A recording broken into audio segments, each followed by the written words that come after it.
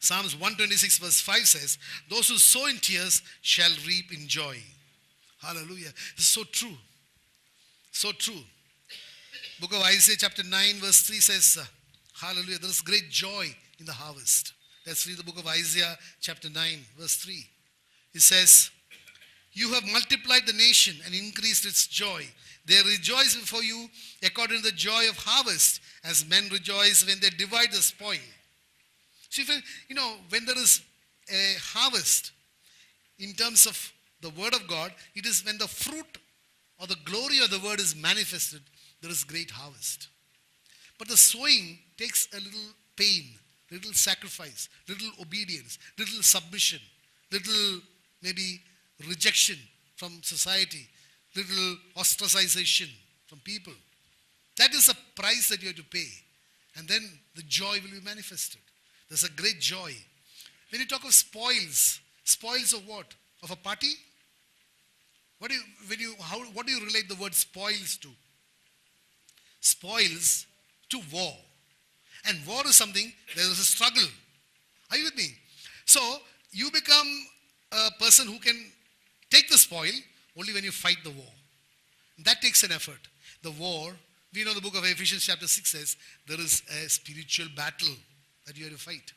And when you fight that in earnestness, depending upon God's provision, then you will find you will become entitled to the spoils. And then when you take the spoils, you will laugh all the way. Hello? Like they say, when you laugh all the way to the bank, you'll laugh all the way to the kingdom of God. Hallelujah. So it says what? As men rejoice when they divide the spoil. Spoil you rejoice, you can divide only when you have the victory. Are you with me?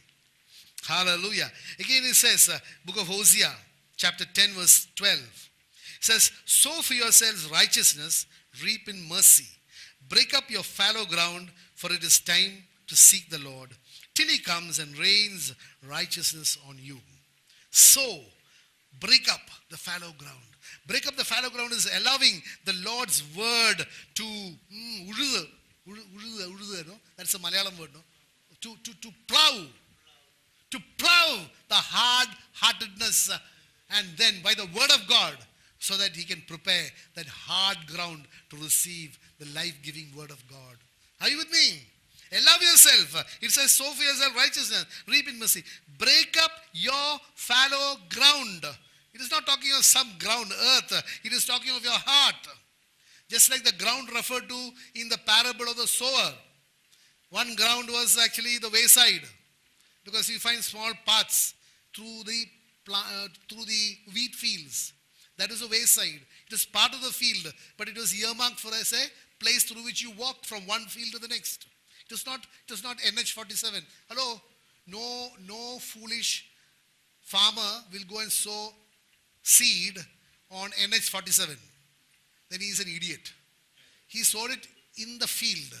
In the field there was a pathway to go from one field to the next field. And it is in that pathway that seed fell. Again, others, there will be small rocky patches. There will be infertile places. Some of them fell there. Some fell, there were little thorns, shrubs fell there. And there was a good ground also. So the ground, the fallow ground, the Lord is talking of is your heart. Break it. Allow the word of God to just, allow the word, allow the Holy Spirit to work on you, to punch you, to hit you. Hello? But people are so defensive. They do boxing with the Holy Spirit of the living God. Hallelujah. Hallelujah. Allow the Lord to deal with you. Allow his word to cut through. That's why it says, no? His word is sharper than a double-edged sword. So allow the word, Lord, to work on your life. How can you, that's why again, pay attention. Listen to his word. Hallelujah. Again, the book of Luke chapter 8, verse 5 to 8 and 11 to 15 talks about, like I told you, the parable of the sower. We need to allow the Lord to work in our lives so that each one of us will become that good ground where we bear 100-fold, a 60-fold, and a 30-fold for the glory of his kingdom. Hallelujah. Again, the book of Corinthians, 1 Corinthians chapter 9, verse 11 says that, hallelujah, let's just read that word. The book of Corinthians, 1 Corinthians chapter 9, 11. If we have sown spiritual things for you, is it a great thing if we reap your material things? So today this is what is happening. People, what is the purpose? What are they looking for? Today when people come and listen to the word, they're not looking at the spiritual aspect of the word, they're looking at the material aspect. Hello, are you with me? See, Paul is saying, the Holy Spirit is speaking through Paul and saying, if we have sown spiritual things into your life, then what is it a great thing we are going to reap the physical or the material? What we want is to see the spiritual harvest and not the material harvest. But I want to tell you, my dear brother, my sister, I always think Lazarus was raised by none other than Jesus Christ. Lazarus again had to go back to the grave. But that same Jesus said, if you believe on me, you shall not die. If you believe on me, you shall not die. One is spiritual, the other is material. That is why God's word says in the book of Corinthians again, 1 Corinthians chapter 15 verse 19. If in this world we have hope, only in this world we have hope in Jesus Christ, then we are of the people most pitiable. Let's read the correct word. 1 Corinthians chapter 15 verse 19, it says, if in this life only we have hope in Christ, we are of all men the most pitiable. Again talking of searching for the material and not the spiritual. If in this world only means if the prayers, if the purpose of your coming for a meeting, or my dear brother, if the purpose why you are still tuned on is to receive some physical or material things, then the word of God says that compared to the other spiritual things, you have opted for something which is so worthless, therefore you are so hopeless. Are you with me? It says, if in this life only we have hope in Christ, we are of all people most pitiable. So our focus must be on the things which are of eternal consequences, where the benefits transcends from this earthly life unto an eternal life, where my relationship does not end here, or the benefits or the blessings do not end here with some small healing or some small deliverance or some small benefit by way of some prosperity of the world, but it continues unto eternal life. Because you should believe, my dear brother, my sister, that when God says, I will give you abundant life, and when He knows that you have got three aspects of your life, there is a spirit, there is a soul, and your body. And when He talks of life, all three are combined. Are you with me? So when He talks of, I have come to give you life, and life in all its abundance, it means I have come to give you a life and an abundant life spiritually, emotionally, materially, physically, and every area of your life. There's going to be abundance. So once you focus right on Jesus Christ and you give your life and you are under His lordship, then He will give you everything that you need, even your material things. We don't depend upon, or you're not seeking, you're not focused on the material, but the material being important for you according to His knowledge and His wisdom, He will ensure that you will get the material things also in addition to the spiritual. So today we need to focus. We need to have a focus on the spiritual, and the material is automatically follow. That is what God's word says in the book of Matthew chapter 6 verse 33. Seek ye first the spiritual, that is the kingdom of God, and the spiritual, His righteousness. And all the material things that you want will follow. Hello, are you with me? All the material things that you need will automatically follow you. So don't seek the material things, but seek the spiritual things, the kingdom of God and His righteousness. And when I have that, the material things will automatically follow. That is the kingdom principle. Hallelujah.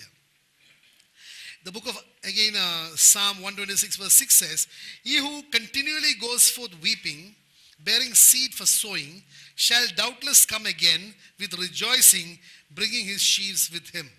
See, this is a great dilemma which a person with scarce resources faces. Assume that a man has got 1 kilogram of grain. He has two options.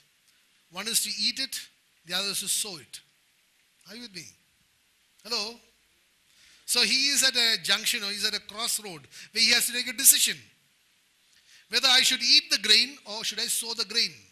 If I eat the grain, I may have to go hungry. Or at least partially hungry. So this is a decision that we need to take. He says, he who continually goes forth weeping, bearing seed for sowing, shall doubtless come again with rejoicing, bringing his sheaves with him. Now I think we need to transport this word into our practical lives. I've got a little bit of time. That time I can utilize for many, many things. If I come or utilize the time for the kingdom of God, there is some discomfort, there is some price I have to pay, there is some weeping I have to do. Now, my dear brother, my sister, it is for you to take the decision. Am I going to sow the time for the kingdom of God? So that I can rejoice. Because the word of God says, shall again doubtless, say doubtless. Again come with rejoicing. Say rejoicing. Bringing his sheaves with him. Say sheaves. So if I decide to sacrifice my time, it could be time, money, influence, whatever it is, whatever is dear to your heart. Like the rich man who went to Jesus and says, I have obeyed all the law of Moses since I was a youth. Jesus says one thing, you lack something. It was his problem. Money was his problem. Are you with me? So that is why he says, sell everything and come and follow me. Today your problem may be time. That you've got so many things. Maybe it's relatives. You have to entertain them. Are you with me? Or it may be something, I don't know. I don't know what your problem is. But everybody has problems which can keep you away from Jesus. Maybe, am I getting across? If with pain and sorrow and weeping, if you can put that for the Lord, I want to assure you, my dear brother, my sister, in that very area you will find an abundance. Oh, this word is so powerful if you receive it. I want to tell you, whatever is preventing you from giving your life to Jesus in its fullness, that's another thing which believers must ask. Are you giving your best? Are you giving your best? Or are you giving the leftovers? Are you giving the tip to Jesus? Like you were earlier used, no? To put 50 paisa in the box Sunday, and that fellow will come making noise also. Hello? I want to tell you, as a believer, I'm asking you. No, the Holy Spirit is asking you. Are you giving your very best to Jesus? Today, have you given your very best? Or are you withholding something because of some worldly thing? I want to tell you, my dear brother, only God knows your heart. Be truthful to him. Be truthful to him. Give your best. Because you believe. God's word says, thou shalt love the God, thy God with all your heart. You know it by heart and you will even preach it. But are you doing it? God's word says, let you not be a preacher or a hearer of the word, but a doer of the word. Are you giving your best? When you give your best, it costs you something. There will be pain. That's what the word of God says. If you want to give your best, it will pain. It will pain to the extent of weeping. But my God is so faithful. He says, one day that pain will be changed into rejoicing. And you will walk home showing the sheaves to everybody. Everybody who said that you are a fool to do that will now see you rejoicing with the sheaves which you will be on your head. Or the word of God says in the book of Malachi that I will open the windows of heaven and pour out such blessings that you will not have room enough to store it. It is not money blessings alone. It may be health blessings. Suppose you are not able to give your best to Jesus because of your muttu vedana or something, whatever it is. Hello, are you with me? Are you with me? If you are not able to give your best because of some sacrifice that you have to make, then you have not cried. You have not shed tears. So where is the sheaves? Sheaves are still on the ground. Are you with me? I want to urge you, my dear brother, my sister. Many of us are missing the blessing of God because you are not giving your best to Jesus. There is an apparent bestness or best apparent because nobody knows what is in your pocket. Hello? Only God knows what is in your pocket. It may be even the widow's mite. But God says she gave more because she gave everything out of her livelihood. But you gave out of your surplus. Are you with me? Today I think this preaching is not to convict anybody. It is just for you to think for yourself. Have I been fooling my God all this time? You can fool everybody. You can fool everybody. But you can't fool God. Can't fool him. So let's get honest with God. Say, Lord, I want to be honest with you. Release your grace upon my life to be honest with you, Lord. Hallelujah. I want to tell you, then you will experience the power of God in your life. You will be able to experience His power. I want to tell you that. So let's not miss out on the blessings. It'll be such a great pity. Like he says, if only in this life that you have hope in Jesus, then we are of all people most pitiable. Let us be honest with God. Let us give our best, the best. And we have David as an example. As a king, he could have ordered that fellow, come, I want your bullocks, I want your yokes, I want this land, because I am king. But he says, no, I don't want to offer a sacrifice which does not cost me anything. And every sacrifice has a price, my dear brother, my sister. Our God is a God who is watching. How much are you sacrificing? If He could sacrifice His Son for you, there is nothing greater than that. Don't fool yourself by acting holy, religious, I don't know what. Let's get honest with God. Hallelujah. Hallelujah. Again, book of John chapter 4 verse 35 says, the fields are ripe for harvest. Even in your own life, I want to tell you, the fields are ripe for harvest. The fields are there for you to go and bring in the sheaves. If you have sown. If you have not sown, you have no right. Hello, are you with me? If you have not sown in tears, you have no right to go and harvest and come home rejoicing. A lot of people want to go cut the wheat, but no work. It won't work, my dear brother, my sister. It doesn't work. Even in the worldly sense, if you go and cut from someone else's field, it will be called stealing. Hello? Where you have not planted, if you go to reap, it is called stealing. So learn to plant in your own field with tears and suffering and sorrow. I'm not talking of tears in the sense, regret, not that type of tears. Tears meaning there is a cost. I could have done something better. Or not better, sorry, that word is not better at all. I could have done something else which would have pleased my flesh. But I opted to do something which will please my God. God's word says, without faith it is impossible to please Him. Because I believe, I have faith that when I sow in tears, I will reap with joy. Hallelujah, hallelujah. 1 Thessalonians chapter 2 verse 19 says, hallelujah, this is the greatest joy, I'm telling you that. Here, this word is talking of the greatest joy that you and I as a believer can have. 1 Thessalonians 2:19. Hallelujah, it says, for what is our hope or joy or crown of rejoicing? Is it a house? Is it a job? Is it having a big business? That is all of the flesh. But the real joy is talking of. Hallelujah. Therefore, for what is our hope or joy or crown of rejoicing? Is it not even you in the presence of our Lord Jesus at His coming? The greatest joy a believer can have is getting one more person to have the privilege of standing before Jesus, to be taken up with Him at His second coming. Are you with me? Because that is the most precious thing that you can have. As far as Jesus is concerned, that is the greatest thing that you can do for Him. Because He died to save sinners. And you are part of His plan. Are you with me? The greatest joy, hope is that you are also in His presence at His coming. My dear brother, my dear sister, if you have that as your focus, if that is what you want to convey to others, and they listen to your words, That this is the greatest achievement that I can have. This is the greatest treasure that I can have. That is to be eligible to be a bride of Jesus when he comes.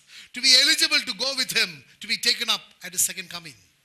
If that is the greatest thing, then I want to tell you what will happen in your life. The book of Deuteronomy chapter 28, verse 28 says that blessings shall overtake you.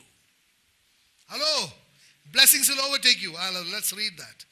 Hallelujah. Again, it is again, see, it's again a repetition in a different way of God's promise in the book of Matthew chapter 6 verse 33. It says, seek ye first the kingdom of God and his righteousness, and all these things will be added unto you. It says, 28:2 says, Deuteronomy says, and all these blessings shall come upon you and overtake you because you obey the voice of the Lord your God.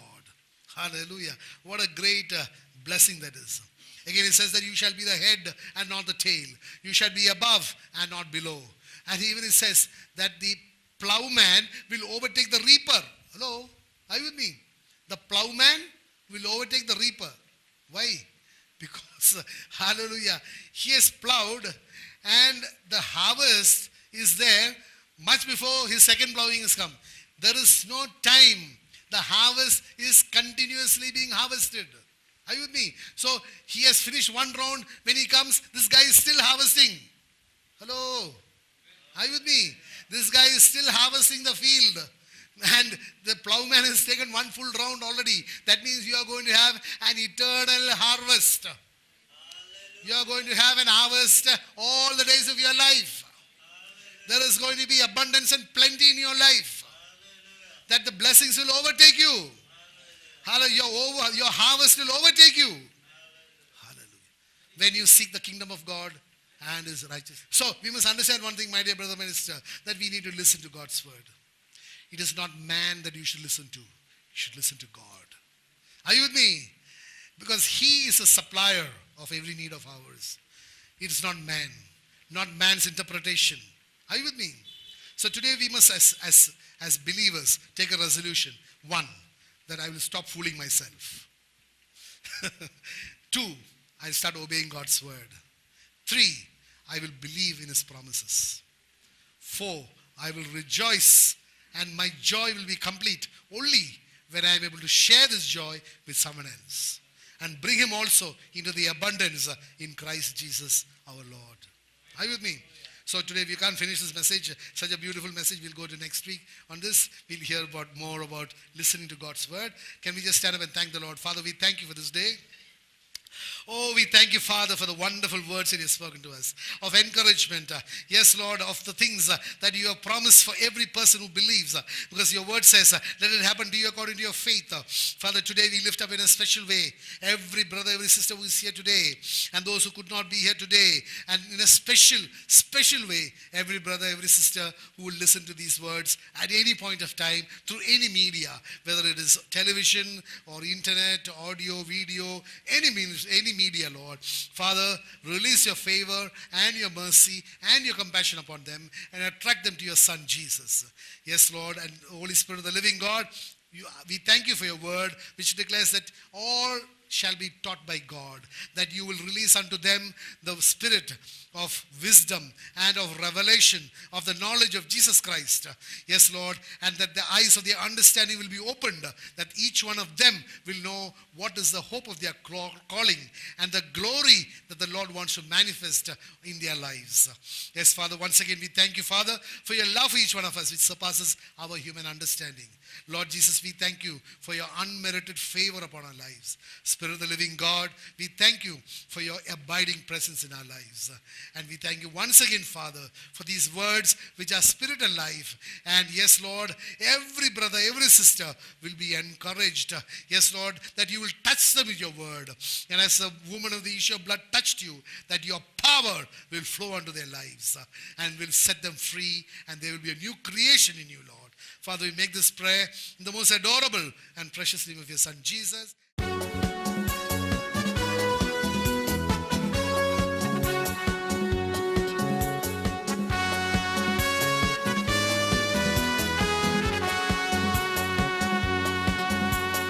Lord our God, in the midst of us,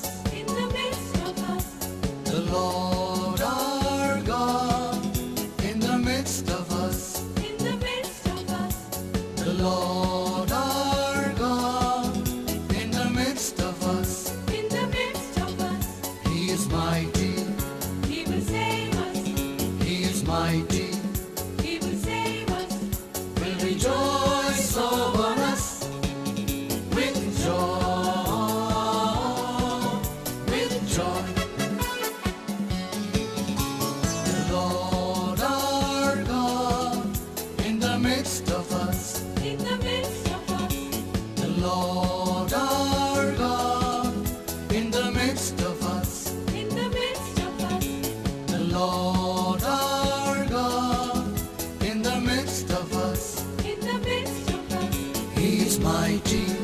He will save us. He is mighty. He will save us. Will rejoice over us with joy, with joy. He is the God of Abraham. Abraham, He is the God of Isaac. Isaac, He is the God of Jacob. Jacob. He is the God who came down to us. His name is Jesus, Jesus, Jesus, Jesus, the name that heals you. Jesus. He's you, The name that saves you. Jesus saves you. The name above all names, before whom all knees shall bow, all tongue confess that Jesus Christ is Lord. The name above all names, before whom all knees shall bow, all tongue confess that Jesus Christ is Lord. Jesus Christ is Lord. Jesus Christ is Lord. Jesus Christ is Lord. Jesus Christ is Lord of all nations. Jesus Christ is Lord. Jesus Christ is Lord. Jesus Christ is Lord. Jesus Christ is Lord of all nations. He is the God of righteousness. He is the God of choiceness. His word has overcome the enemy of my soul. He is the mighty deliverer.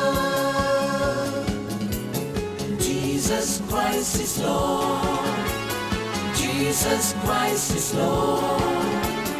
Jesus Christ is Lord.